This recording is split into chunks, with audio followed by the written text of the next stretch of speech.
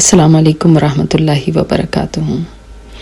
آج کل آپ لوگوں کا عمومی رویہ دیکھیں تو بہت سے لوگ یہ شکایت کرتے نظر آتے ہیں کہ ہمارا دل اداس رہتا ہے، مرجھایا ہوا رہتا ہے، ڈپریس سے رہتے ہیں اور جیسے ہال پڑنے لگتے ہیں، اس قسم کی فیلنگز کا اظہار کرتے ہیں۔ تو پہلی بات تو یہ کہ یہ دیکھنا چاہیے کہ کہیں کوئی سائیکولوجیکل بیماری تو نہیں ہے۔ اگر ایسا ہے اور ڈپریشن کے واقعی مریض ہیں، انگزائٹی کے ہیں، تو کسی سائیکولوجسٹ سے کنسلٹ کرنا چاہیے۔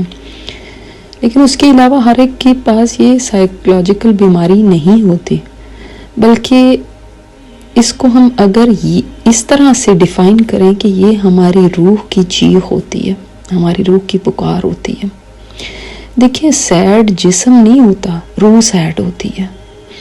آپ اپنے جسم کو لگژریز دے دیتے ہیں تو اس کے بعد تو آپ کو بہت خوش ہونا چاہیے، آپ آسائشوں میں رہتے ہیں، آپ کے ہر طرف بہترین قسم کے کھانے اور فرنیچر اور گھر اور ہر چیز آپ کی مرضی کے مطابق آپ کو ملی ہوئی ہے، پھر کیوں ہے یہ سیڈنس؟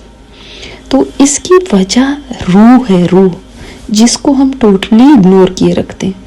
ہم ہمیشہ اپنے جسم کو تو بہت سی لگژریز دیتے ہیں اور سوچتے ہیں کہ اسی سے خوشیاں ملیں گی، لیکن اپنی روح کو اگنور کیے رکھتے ہیں۔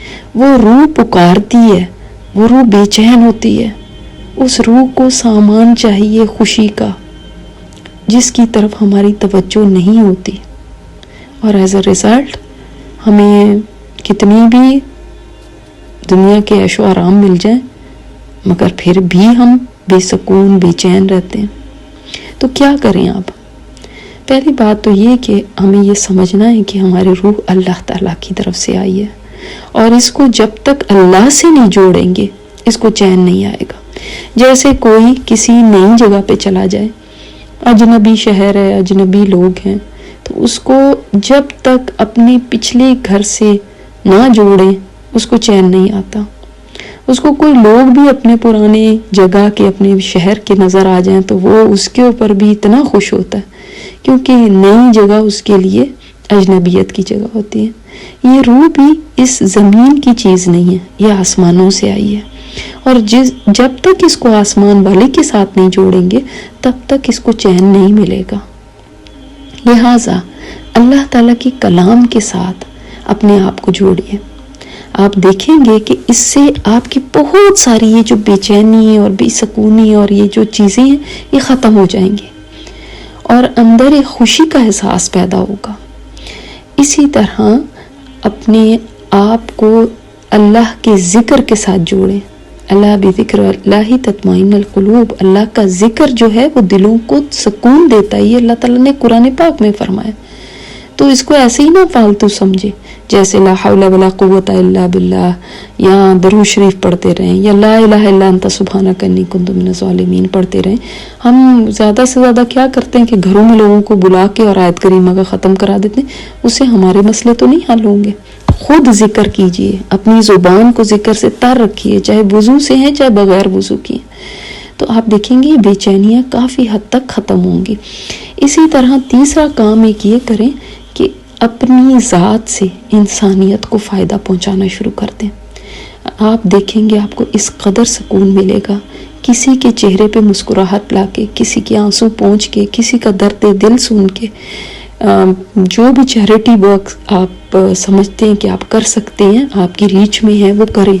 چاہے ہسپتالوں میں جائیں، لوگوں کو وزٹ کریں، چاہے کوئی آرفنیج یتیم خانوں میں جا کے وہاں پہ بچوں کے ساتھ وقت سپینڈ کریں، چاہے بوڑھوں کے اولڈ ہومز میں جائیں اور وہاں پہ وقت لگائیں۔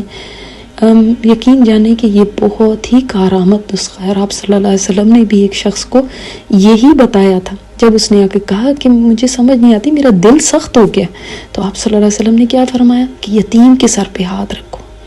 یعنی آپ دیکھیں گے کہ وہ لوگ جو کسی نہ کسی پریشانی، دکھ کے اندر ہیں، جو کچھ کھو چکے ہیں، محروم لوگ ہیں، ان کے ساتھ وقت گزارنے سے اور ان کے مسئلوں کو حل کرنے کی کوشش کرنے سے، ان کے چہرے پہ مسکراہٹ لانے سے اللہ تعالیٰ آپ کے چہرے پہ مسکراہٹ بکھیر دے گا۔